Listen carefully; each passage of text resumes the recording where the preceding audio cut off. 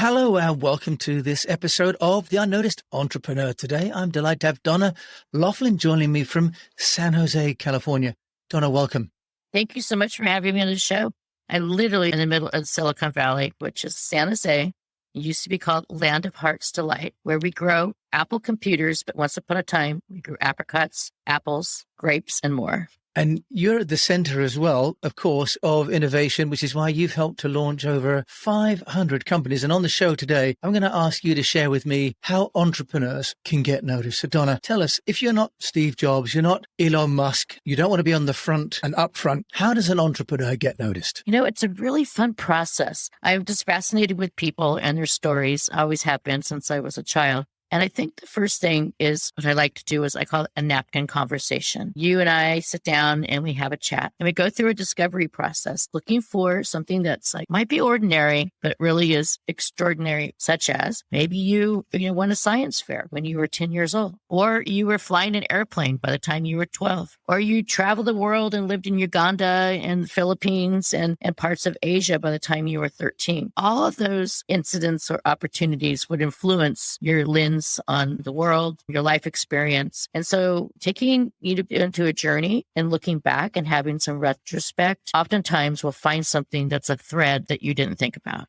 Right. So if you do that discovery and you find someone has something, but what if it's not necessarily directly related to the company they're running now? Because not everybody's past is an accurate reflection of their present or their future. Well, one of the things that I find that is pretty common is curiosity. What was that curiosity as a child? And oftentimes as an adult, we kind of dismiss it or we put it in our back pocket. And curiosities around, I work with entrepreneurs who are food scientists that are bringing alternative products to market, alternative meat products, alternative dairy products to market. And it's interesting. They had early days or memories in the kitchen with their grandmother or another family member that they didn't realize how influential that was to their journey. Or they were tinkering or making something, from the local, hobby store or in a classroom project. And they loved a particular aspect of modeling or building something and also put that. So bringing an obvious back up front is a little bit of, it's a bit of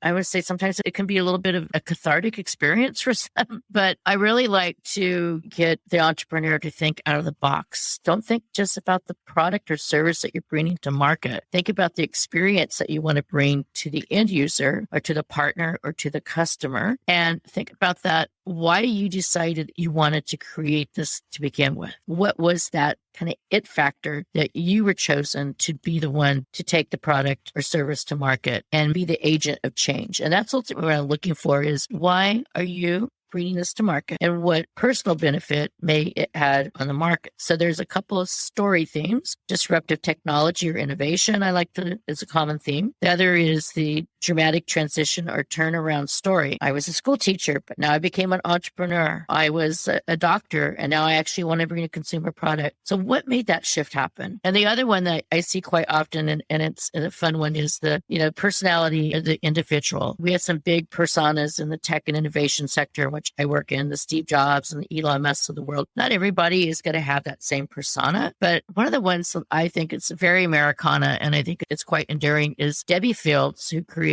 Mrs. Fields cookies. It's a very common American chocolate chip cookie. But the persona and the creation of Mrs. Fields cookies became like the lady who lived down the street, who brought you out a fresh plate of cookies. So if you imagine if you're having your biscuit with your tea, but it's your neighbor down the street that made this biscuit, or a grandmother, that's exactly the type of really personal story that she brought into the brand. And I think, that's very enduring. And when one can bring that personal experience of a fond memory or, incident in school or college or a relation with a milestone with a family member, I think that's when products become very personal and interesting and that persona can be built. So I was having a conversation the other day with a consultant about at what stage it's the founder's story that's important, and at what stage is it the product story that's important, and at what stage is it that the customer story is important. Donna, what's your view on that? Because we hear a lot about people buy why, customers buy why. Do you focus on your founder's story, or do you focus on your product story, or do you focus on your customer story? What's your view on that?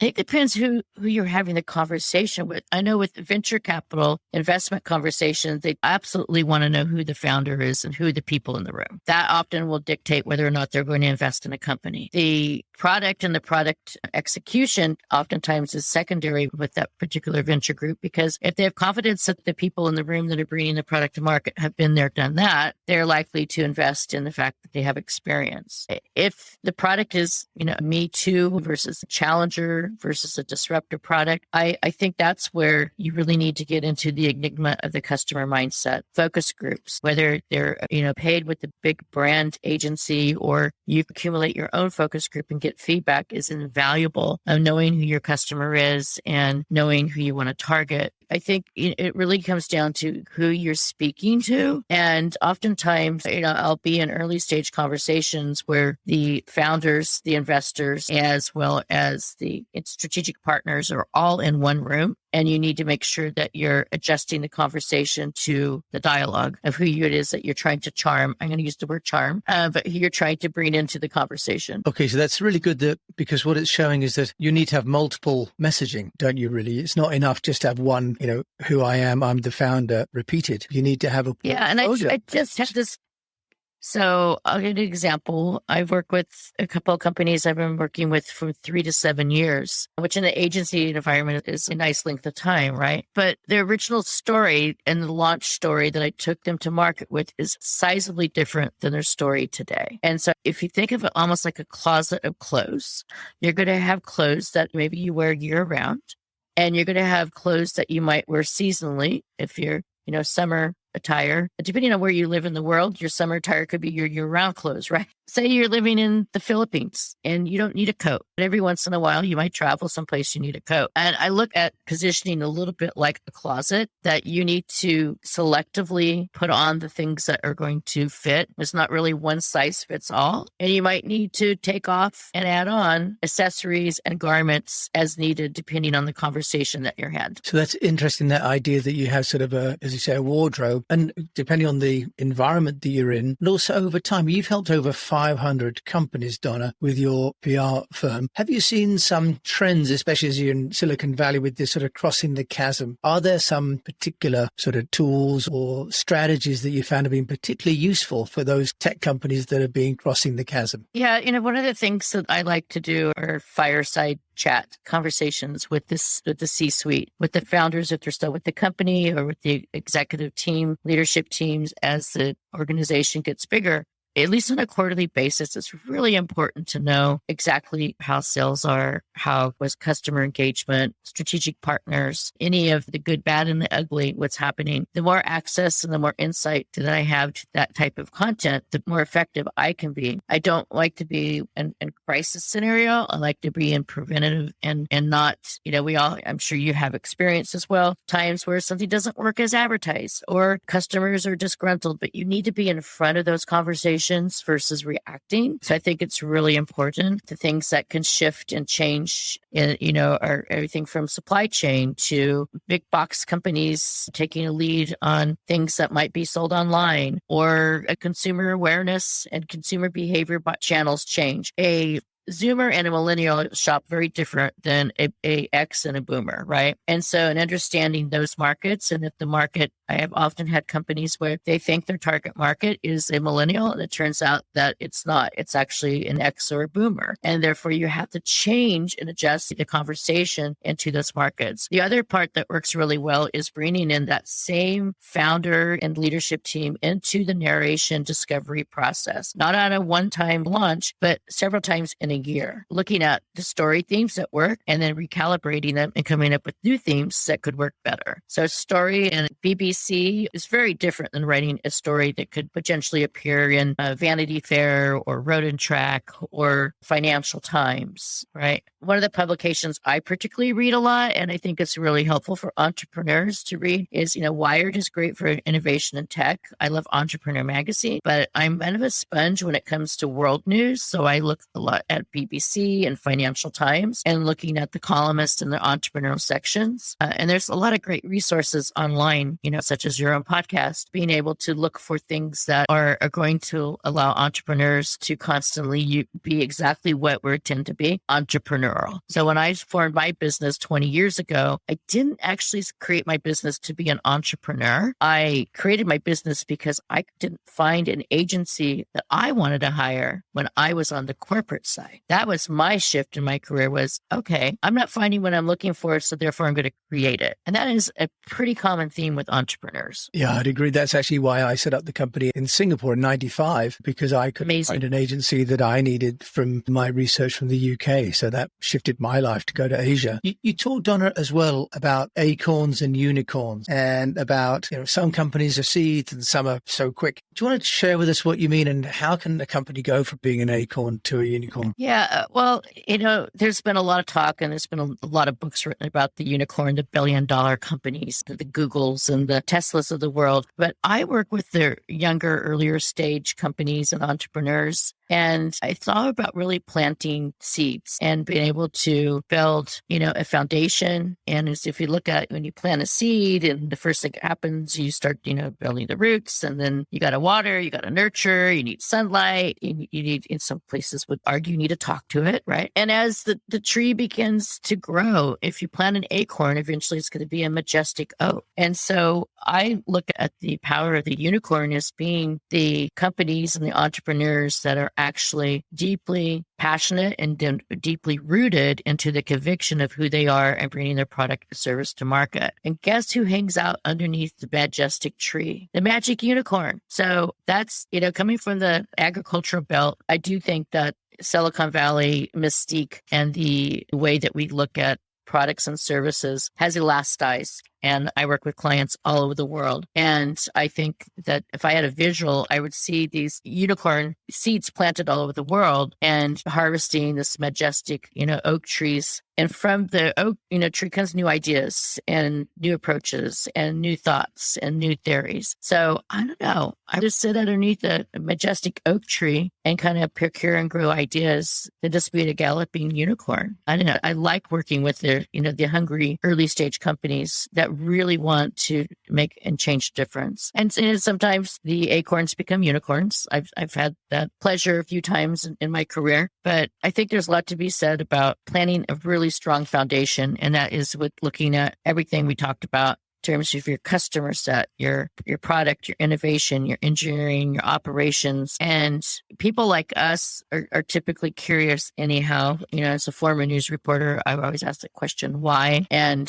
to the point that, sometimes for every why, there is a because I was told so. But I think one of the responsibilities that we have as communicators is to help entrepreneurs become entrepreneurial, because oftentimes they forget why they even set out to start the journey. Yeah, that seems to be a challenge as the organization gets bigger. Sometimes the team gets bigger, and then the focus can be diluted, can't it? You mentioned, Donna, about work you're doing globally for brands. Any guidance for entrepreneurs that are dealing outside of their home markets? Because with the internet, even, a local company can be global, especially if it's maybe selling an internet-based product or a virtual product. Any experience or any guidance you can give for those entrepreneurs that are going across markets, across cultures? Well, I think one of the key things is to really know, I'm American. I've traveled in multiple places. You need to think, be very localized and be able to understand the psychographics and the demographics who you're selling to, right? This is common marketing. But I think you really,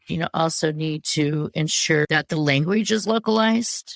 And I used to, I talked about Mrs. Fields and her cookies. That doesn't mean anything to a British kid growing up. It's biscuits, right? So being able to be localized and to also be empathetic, what is happening within a cultural set. So things that millennials and Zoomers are very values driven, a very different approach than X's. I actually think the Zoomers are more like boomers, which is interesting, right? Because they're like the couple of generations down. But I think we really need to be thoughtful and considerate in bringing products to market and not say, the market will accept it, embrace this. That it needs to be customizable and it needs to be thoughtful. And what about for you, Donna? What's working as an entrepreneur? I mean, you've had your business for 20 years. You've got a fantastic client base. How have you been getting noticed? Well, I started to sit down and write a book, and then I got a little stuck, to be honest. And I didn't really want to be isolated and alone in a room, because writing a news story, it doesn't seem like a lonely journey, but writing a book is a little bit of a lone ranger. I decided to create a podcast called Before It Happened, which is really a podcast around visionaries in the future that they imagine. And so a lot of it is tech and innovation, but I also have just amazing people that are doing some breakthrough things in different markets and in science and health and aerospace and different places. And for me, that was just an opportunity to go back to my journalism roots and my reporting roots and create stories that might be said maybe at a conference that we weren't having, or at the counter, at the diner or a cafe, a bistro where we once were going, but we hadn't been going. So I went through a whole process of just looking for some amazing entrepreneurial people that I could showcase their stories in the format of a podcast. And that's been, really a great, I'm going to say, a great vehicle for conversations and breeding companies and clients to work with in different categories I hadn't thought of. I work a lot in transportation and robotics and artificial intelligence. I hadn't done anything in food and beverage or science-based foods or animal, plant-based food type things. So that's brought in a whole new opportunity. And now I actually have the brainwaves to sit down and work on the book, which will be focused on how does an entrepreneurial bring their authentic story to market. And I'm going through a process myself. And you're a writer, and writing can be a wall full of Post-it notes, or it can be audio or just old-fashioned. I literally have my word processor and a typewriter in my office to date myself just for inspiration. But the other platform that I think, besides podcasts, I think is really effective. And I do a lot of podcasts, not just my podcast, but guests such as your show. I also mentor and speak at universities and am involved in mentoring the next generation, which is exciting. And last but not least, internships and inspiring the next generation of intern to choose communications, journalism, or public relations as a profession. I think this is one of the components of advocacy that I'm really, really, proud of. Donna, and rightly so. And I've seen you have an amazing podcast, and I'll obviously put a link to that in my show. If people want to find out about you, Donna, how can they do that? A couple of quick places. I love to hang out on LinkedIn. It's Donna Loughlin, Loughlin, and it will say LMGPR, which stands for Leadership, Momentum, and Growth. And then Instagram, the Before It Happens show is the best place to get the latest information on episodes and upcoming guests. Donna Loughlin joining me all the way from San Jose, California. Thank you so much for joining me today on the UnNoticed Entrepreneur Show. Oh, thank you so much. Are you going to do a sing out and sing the song? Do you know the way to San Jose? But I can only do the Frankie Goes to Hollywood. Can you do the Dionne Warwick? I don't think there's that much difference, really. Although Dionne would be quite glamorous, and although Dionne would be quite glamorous, and there's a part la la la la la la la la. Yeah, I don't know. I think we better stick to our chorus. I think we'll stick to the chorus. Donna, thank you so much from San Jose for the UnNoticed Entrepreneur Show. Thank you so much. Great. Thank you so much for having me.